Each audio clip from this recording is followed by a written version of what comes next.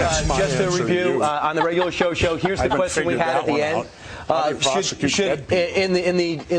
To be totally just, you believe that Dick Cheney, George Bush, and the whole administration should be prosecuted for their acts? Governor Jesse Ventura is with us. But if that is the case, then we should prosecute. We should have prosecuted Harry Truman. Should have prosecuted Abraham Lincoln. Should have prosecuted Franklin Delano Roosevelt. Are you for that? They're dead. But if you talk about justice, they're dead. So if they weren't, would you prosecute reality. Them? You're giving me a hypothetical that's bullshit. I'm giving you a hypothetical because you're making up Roosevelt Donald like scandals. That says that 9/11 was an inside job. Well, why are you not allowed to ask anything about it? Approach the government. Approach them. Reading list. Have you read the 9/11 report? And you think it's a piece of fiction? I believe everything in it. I believe that my government's never lied to me, have they? Let's see, where should we start? The Gulf of Tonkin incident? Now that took us into war in Vietnam. They've now admitted it was a lie. So 58,000 of my generation were killed based upon a lie. It doesn't count, does it? That we will go to war. We've been doing it for years. We will continue to do it. The Gulf of Tonkin incident, did you believe that? Or you probably weren't alive then. I apologize for not being alive then. Well, it won't happen again. Well, I was alive. Okay. But and I remember our president sitting on TV telling us our boys are floating in the water. And because of that, you'll never believe anything. And because of that, you'll never believe anything. But they lie all the time. Have you been in government? No, I have. All right, so that's so I've never been in the NFL, but I could watch a football game and judge what's going on. Why do we have the CIA embedded in all state government when their mission statement says that they're not? The question. You just say one thing. You don't think the CIA has our best interest in mind. You don't think our intelligence branch. I never said any of that. But your questions and conclusions only lead to that one statement. Did you think everyone's against America? The government's against America? True. Always remember, dissension's the greatest form of patriotism. Tom Jefferson said that. Tom, you were alive then? No. You're going to insult me. I got to go to radio. Yeah. All right, Jesse. Take care. He's leaving. Jesse, I do have to say that I think Brian probably has read every word from the whole 9/11 situation. He's passionate about it, as you can.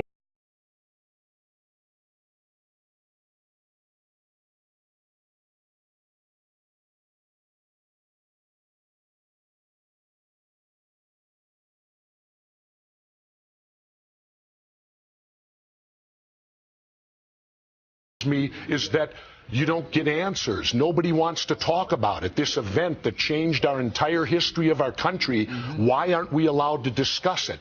Why aren't we allowed to ask questions? The moment you do, you get a reaction like he gave me. How dare you? How dare you question your government? So what are your questions? My questions are simple. I worked in demolition. I'm a former frogman, underwater demolition team. I know how to blow things up.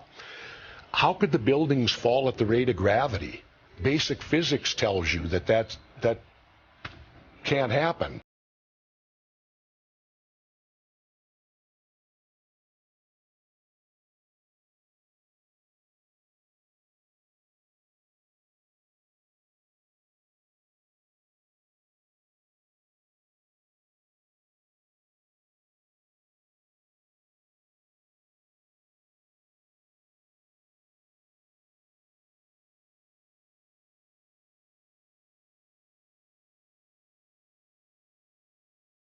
I think a lot of people, Jesse, figure, well, you know, that 9/11 report came out and it said it was those guys over there. It was those Al-Qaeda guys. So people just go, okay, they've formulated an opinion in reasoned manner, and that's what happened.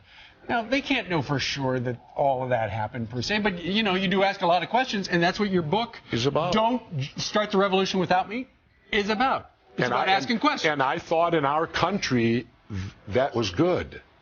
In this country, I thought before 9/11 it was good to ask questions. It was challenge authority. Challenge authority. But now apparently we've changed to where you're not allowed to challenge authority. You have to accept what the government tells you, keep your mouth shut, and stay in line.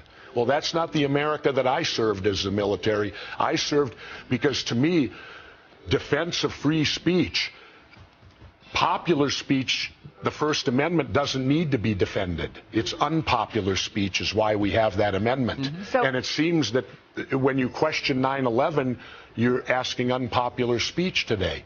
So you would also like to question the Obama administration. It wouldn't just be the former Bush administration. Oh, I'd like to question everybody on it, because to me it doesn't, what happened that day, there are so many unanswered questions, and even the relatives, you saw the protests at the 9/11, and since when do you bring in witnesses that don't have to testify in open, where they're brought into closed door rooms and allowed to testify together? Let me get your pulse on what's been happening recently. Because since we chatted at the Republican convention in St. Paul, the economy's gone to hell. Yeah.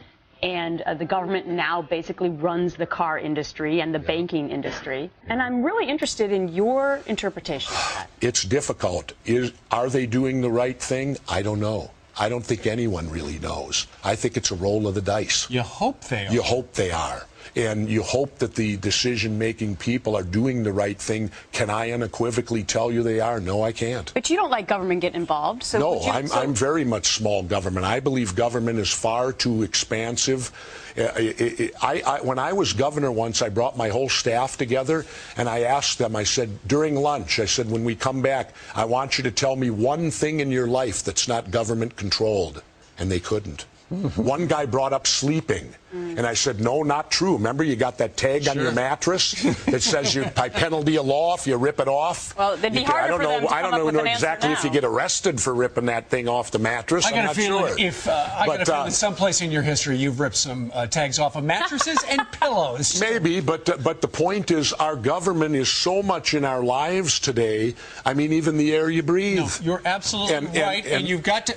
And I love the fact that in this country, and this show in particular, we ask questions all the time that are contrary to what the government tells us. But one of the reasons I enjoy living in Mexico, I'm treated like an adult down there. Oh, wait a minute. Okay. You're from Mexico. How are you feeling? You don't have the flu. You didn't bring me the flu. No. And let me state this unequivocally. I feel the Mexican government has done everything feasibly possible. They shut down the schools for a week. They canceled all their soccer games, which to them that would be like us canceling baseball for a week. World Series. When I left, you had to fill out a questionnaire, and they actually did a thing where they touched your skin and they took your temperature. And if your temperature was too high, you didn't get on the plane. That's great. So, you know, I think that they've done everything they feasibly can do. People need to understand when there's an outbreak of 1,500 in Mexico City, you got to remember, Mexico City's twice the size of New York. Absolutely. You're talking about 15 to 20 million people there, and 1,500 is small in comparison to the amount of people that live there. Is it a dangerous situation? Yes. I would counter this. How about all these numbskulls out there that don't believe in evolution? Swine flu, there's your classic example. There's a virus that evolves, and it will come back again. Once we fix this one, that virus will re-evolve, do it and it'll appear again. Now we're going into a whole other territory. All these people say evolution, it's just a theory. You know what I answer back with, Gretchen? What? So is gravity. That's just a theory. If you don't believe it, go jump off the building and see if it's real. Yeah, we saw what happened to those ducks earlier.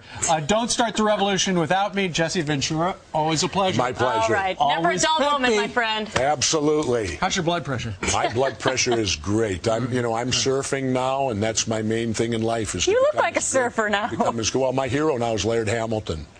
He's an attractive guy. I don't watch it, and it's not for his attractiveness that I like him. It's for his courage. That's why I watch him. And the waves he rides. He has great courage. He's a man of courage. Don't check out his wife.